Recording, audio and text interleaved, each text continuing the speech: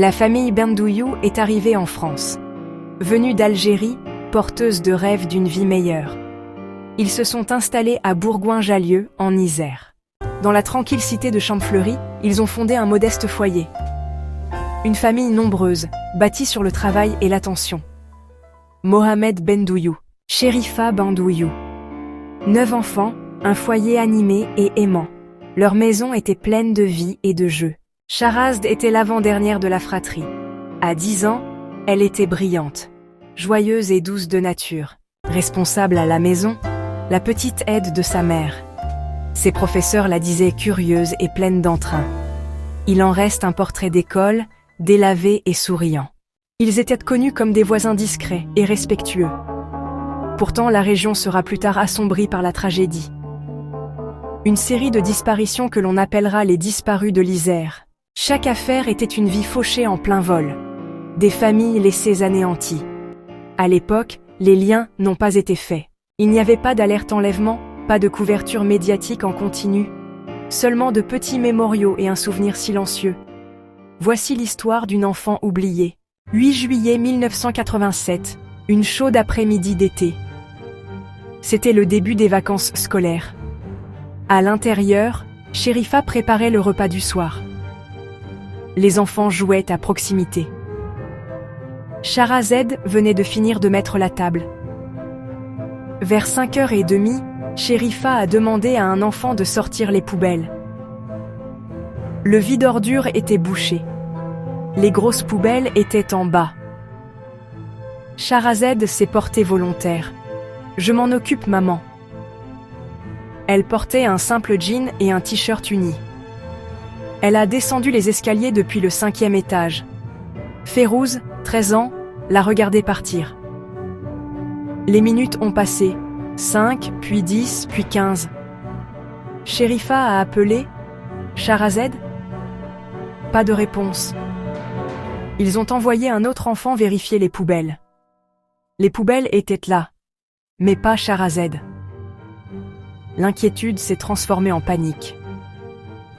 Chérifa et Férouz se sont précipités dans la cage d'escalier en l'appelant par son nom. Seuls des échos ont répondu « Charazed ».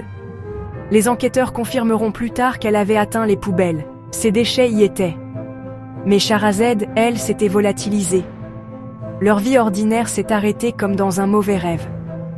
Une chaise vide, une maison silencieuse. Ce qui semblait ordinaire est devenu un cauchemar. C'est le jour où tout a basculé. Les premières heures de la famille ont été frénétiques. Ils n'avaient pas de téléphone à la maison. Ils ont dû compter sur un voisin pour appeler à l'aide. Férouz a couru à travers la cité, frappant aux portes. La communauté s'est mobilisée et a fouillé les parcs et les rues. Mais aucun signe de Charazed. Lorsque la police a finalement été contactée, la réaction a été lente. Au début, les agents ont pris l'appel pour un canular. Un agent leur a dit qu'elle avait probablement fugué et qu'elle reviendrait d'elle-même. Aucune équipe de recherche n'a été déployée immédiatement.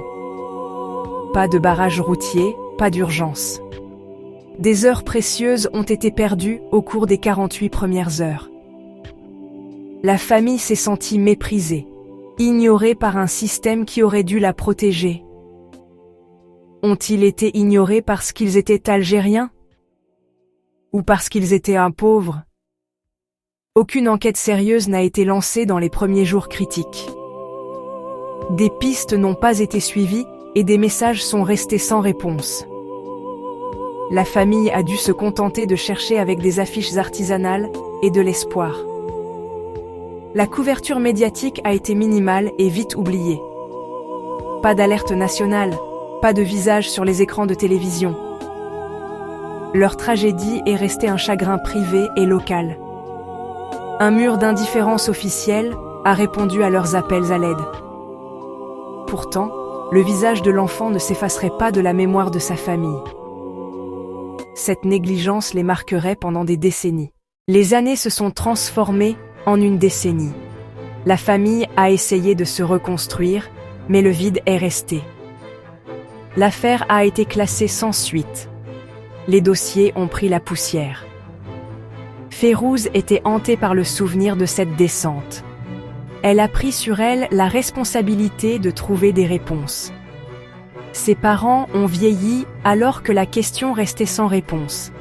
Elle a navigué dans un labyrinthe de bureaucratie. Renvoyée de bureau en bureau, on lui a donné des réponses évasives et des formulaires. Puis, elle a découvert que le dossier avait été classé, sans qu'ils en soient informés. La trahison s'est muée en détermination. Elle a étudié les dossiers, a souligné les incohérences. Elle a trouvé des avocats et des journalistes pour faire du bruit. Sa persévérance a permis la réouverture de l'affaire au fil des ans. En 2003, elle a fondé « N'oubliez pas Sharazed ». Elle a ramené l'histoire sur le devant de la scène publique. Son combat est devenu une tribune pour d'autres familles de disparus. Une petite communauté s'est réunie pour se souvenir. Férouz est devenue une voix pour les oubliés. Elle a transformé son chagrin en un plaidoyer méticuleux. Sa ténacité a parfois forcé une action officielle. L'association a maintenu le visage de Sharazed visible dans la ville. Son combat s'est élargi pour inclure tous les disparus de l'Isère. Elle a refusé que sa sœur soit effacée. Sa persévérance a forcé le système à réexaminer l'affaire. Aujourd'hui, plus de 3 décennies plus tard, Sharazed est toujours portée disparue. Le temps a approfondi leur chagrin, sans l'apaiser. Ses parents, Mohamed et Sherifa, attendent toujours. Ils regardent encore la rue, s'attendant à moitié à son retour. Leur espoir est maintenant un besoin silencieux de savoir. Ils vivent avec des dossiers estampillés, classés, qui n'offrent aucune réponse. Malgré tout, ils ont gardé leur dignité. Ils ont transformé leur chagrin en souvenir. Des veillées communautaires maintiennent sa mémoire vivante. Son histoire montre le coût de l'aveuglement institutionnel. Elle souligne la nécessité d'une urgence égale pour chaque enfant disparu. Les 48 premières heures sont cruciales dans toute disparition. Férouz continue de manifester, de prendre la parole et d'organiser. Le soutien de leur communauté offre un maigre réconfort. Un petit objet devient un puissant symbole de la perte. Derrière chaque affaire classée se trouve un visage humain et une famille qui attend. Une famille anéantie refuse d'être définie par l'anonymat. Ces souvenirs affirment que cette vie a compté.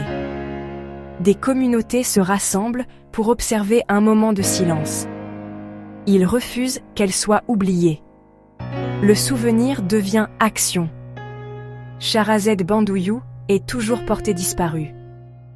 N'oubliez pas Sharazed. N'oubliez pas Sharazed.